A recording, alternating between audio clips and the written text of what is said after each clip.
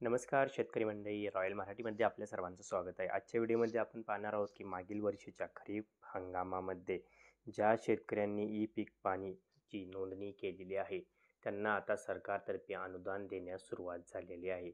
आता याच्या माध्यमातून आपल्या राज्यातील बऱ्याच शेतकऱ्यांना अनुदान देण्यात येत आहे आणि याचा लाभ आपण हे उठवला पाहिजे. आता जसं आपण बघितलं, कृषी विभागाच्या वेबसाईटवर सुद्धा सांगण्यात येत आहे की बऱ्याच शेतकऱ्यांची जे आहे ते KYC कंप्लीट केली नसल्यामुळे त्यांना अनुदान देण्यास शासनाला भरपूर अडथळे निर्माण होत आहेत.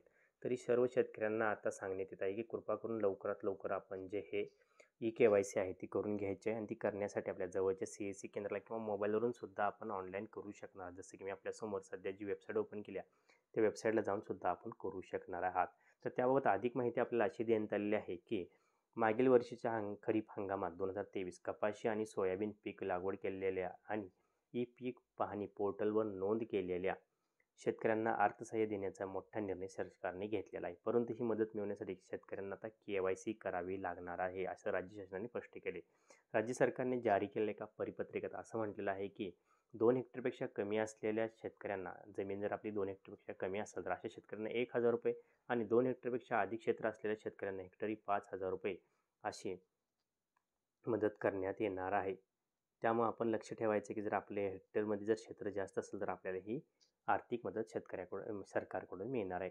आणि यामध्ये महत्त्वाचं म्हणजे शेतकऱ्यांनी कपासी सोयाबीनच्या लागवडीनंतर ई पीक पाणी पोर्टल नोंद करण्यात आलेली असावी. तशी नोंद असेल किंवा आपण गावातील तलाठ्याकडून 7/12 उतार्यावर या पिकाच्या लागवडीची नोंद करणे आवश्यक आहे, याची आपण नोंद घ्यायची आहे. ई पीक पाहणी पोर्टलवर नोंद करताना आधार क्रमांकासह पोर्टलवर माहिती भरलेल्या खात्यावर ही मदत मिळणार आहे.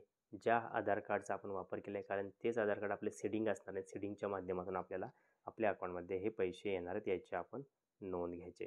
आता KYC कशी करायची, की बऱ्याच शेतकऱ्यांना प्रश्न पडतो KYC कशी करायची. जसं तुमच्यासमोर मी वेबसाईट ओपन केली, वेबसाईटमध्ये जाऊन आपण बघितलं तर इथं आपल्याला आधार कार्ड नंबर टाकायचा आहे. सर्वात प्रथम आपला जो आधार कार्ड नंबर आहे तो इथे टाकायचा आहे. हा कॅप्चा भरून घ्यायचा आहे इथं. नंतर आपल्या मोबाईलला जो OTP येतो तो OTPनं आपल्याला लॉग इन करायचं आहे. आता याची सविस्तर माहिती जर आपण बघितली तर ती सुद्धा शासनाच्या वेबसाईटवर सुद्धा देण्यात आली आहे. जसं की आपण फार्मर KYC मॅन्युअल जर ओपन केलं तर ह्यामध्ये सुद्धा सविस्तर अशी माहिती देण्यात आली आहे. तर चला आपण हे KYCचं जे मॅन्युअल आहे ते ओपन करून पाहूया की आपण घरबसल्या अगदी मोबाईलवरून कशाप्रकारे KYC करू शकणार आहात. शेतकरी मित्रांनो, मी आता तुमच्यासमोर हे मॅन्युअल ओपन केलं आहे. मॅन्युअलमध्ये आपल्याला असं सांगण्यात आलं आहे की पहिल्या वेळी लॉग इन करताना KYC प्रक्रिया पूर्ण केली जाईल. स्वतःची KYC पूर्ण करण्याची टप्पे इथं देण्यात आलेले आहेत. सर्वात प्रथम आपल्याला सांगितले की वेबसाईटला जशीच मी तुमच्यासमोर आता काही मिनिटापूर्वी ओपन केली होती. तर इथं आपल्याला असं देण्यात आलं आहे, इथं चित्र आपल्याला दिसतं आहे की सन 2023 खरीप हंगामातील कापूस व सोयाबीन उत्पादक शेतकऱ्यांना अर्थसहाय्य. तर आता वेबसाईटवर ओपन केल्यानंतर तुम्हाला जसं मी सांगितलं डिस्बर्समेंट स्टेटसवर आपल्याला चेक करायचं आहे. तिथं क्लिक करायचं. केल्यानंतर आपल्याला आधार कार्ड टाकायचं आहे. जो कॅप्चा आहे तो द्यायचा आणि कॅप्चा दिल्यानंतर आपल्याला ही OTP आधारित आपली जी KYC ती कंप्लीट होणार आहे. एकदा आपण कॅप्चा टाकला, आधार कार्ड नंबर, कॅप्चा आणि आपला जो OTP येणार आहे तो OTP आपल्याला द्यायचा आणि त्यानुसार आपली सविस्तर माहिती KYC कंप्लीट असा आपल्याला मेसेज आपल्या मोबाईलवर सुद्धा येणार. तर आपल्याला इथे माहिती दर्शवण्यात आली की कशाप्रकारे करायचं आहे. आता 2 प्रकार आहेत यात की OTP किंवा आपली KYC करण्यासाठी आपण दुसराही प्रकार वापरू शकतो, तो म्हणजे बायोमेट्रिक. बायोमेट्रिक जर आपण प्रकार वापरला असला तर त्यामध्ये आपल्याला बायोमेट्रिक यंत्र आपल्याला असणं आवश्यक आहे. त्यानुसार आपण KYC करू शकता किंवा जवळच्या CSC केंद्रात जाऊन सुद्धा आपण KYC करू शकणार आहात. एकदा का आपण KYC केल्यानंतर आपल्या इथं सर्व माहिती आपल्या इथं दिसून येणार. जसं की आपण बघायचं शेतकऱ्याचं नाव दिसत आहे. इथं बाकीच्या गोष्टी दिसून येतात की क्षेत्र वगैरे काय आहे, त्याप्रमाणे बाकीच्या इथं गोष्टी आपला आधार कार्ड नंबर, बाकीच्या गोष्टी इथं सर्व दिसून येतात आणि त्यानुसार इथं आपला OTP सबमिट केला आहे किंवा नाही याची सुद्धा माहिती आपल्याला कळून येते. आता परत एकदा मी तुम्हाला वेबसाईटवर जाऊन दाखवत आहे की माहिती कशी दिसते. आता परत आपण इथं KYCच्या पोर्टलवर आलो. ही वेबसाईट जी आहे ती डिस्क्रिप्शनमध्ये लिंक दिली आहे, आपल्याला दिसत असेल.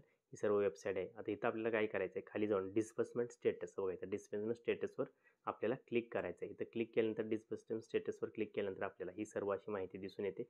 इथं आपल्याला आधार कार्ड हा कॅप्चा टाकायचा आहे. संपूर्ण माहिती टाकल्यानंतर OTP टाकल्यानंतर खाली आपल्याला इथं डिटेल इन्फॉर्मेशन आपल्या की अनुदान किंवा KYC कंप्लीट झाली अशी इन्फॉर्मेशन दिसणार आहे. त्यानुसार आपला जे पण आपलं आधार कार्ड दिले ते आधार कार्ड ज्या बँकेत सीडिंग असणार आहे तिथं आपल्या अकाउंटला पैसे जमा होणार आहेत, याची आपण नोंद घ्यायची आहे.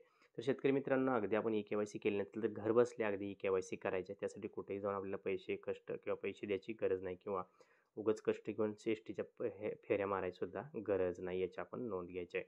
तर आपल्याला फक्त एवढंच लक्षात ठेवायचं की शासनाच्या नवीन परिपत्रकानुसार 2 हेक्टरपेक्षा कमी क्षेत्र असलेल्या शेतकऱ्यांना 1,000 तर 2 हेक्टरपेक्षा अधिक क्षेत्र असलेल्या शेतकऱ्यांना हेक्टरी 5,000 रुपये अर्थसहाय्य देण्याचा मोठा निर्णय शासनाने घेतलेला आहे, याची आपण नोंद घ्यायची आहे. तर ह्या संदर्भात अधिक माहितीसाठी चॅनलला सबस्क्राईब करा, व्हिडिओ लाईक करा आणि अशाच नवीन नवीन माहितीबद्दल आम्ही व्हिडिओ निर्माण करत असतो.